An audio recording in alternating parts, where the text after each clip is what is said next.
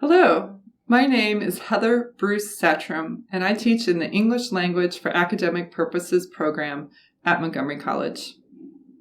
Allow me to present History in the Making, documenting stories of immigrant and refugee students at Montgomery College. The product of my recent sabbatical, this initiative is an open educational resource, an OER, designed to enrich the experiences of faculty, staff, and students, not only at MC, but potentially at other institutions of higher education. This OER is a collection of oral history interviews involving 17 remarkable individuals, all of whom are either current or former students of Montgomery College from 16 nations. In these conversations, students recount their journeys and challenges. Many of the students experience the effects of war, forced displacement, political upheaval, natural disasters, and health crises. Their accounts describe their experiences in places like Afghanistan, Syria, Iran, Ukraine, Haiti, Ethiopia, and Venezuela. From these nations and others, the students bear witness to moments that have indelibly shaped their lives. Examples include the fall of Kabul in 2021, the Battle of Aleppo during the war in Syria, and the coup d'etat in Myanmar in the same year.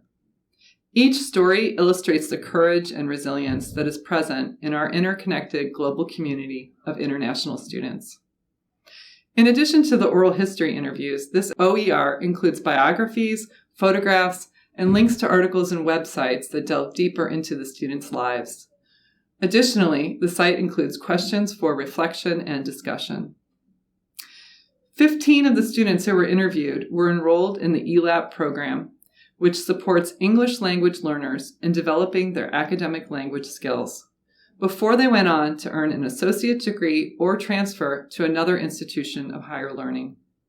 The interviewees have weathered a multitude of challenges, yet their optimism, determination, creativity, and resilience are clear in the interviews. They have embarked on the journey of rebuilding their lives here in Montgomery County and beyond. With skills acquired at MC, they have begun careers in a variety of fields such as the health sciences, information technology, business, and journalism. Participants include a former female professional soccer player from Afghanistan, a filmmaker, a researcher for the Department of Defense who recently defended his doctoral dissertation, an artist who recently graduated from an Ivy League institution, a Montgomery County public school teacher, nurses, IT specialists, political activists, a journalist, and a family medicine doctor. This OER holds potential for integration into diverse academic disciplines. Faculty in English might use the interviews and discussion questions as essay prompts. Faculty in history, political science, sociology, gender studies, and the global humanities might incorporate oral history projects into their coursework and use these interviews as models.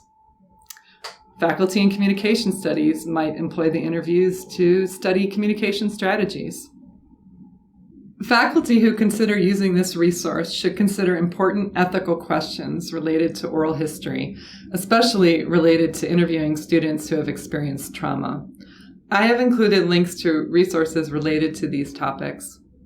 How to do oral history on the website of the Smithsonian Institution Archives, and the book Practicing Oral History with Immigrant Narrators by Carol McCurdy, part of the Practicing Oral History series at San Jose State University, were particularly useful to me. It's important to note that I obtained approval from the MC Institutional Review Board prior to commencing these interviews.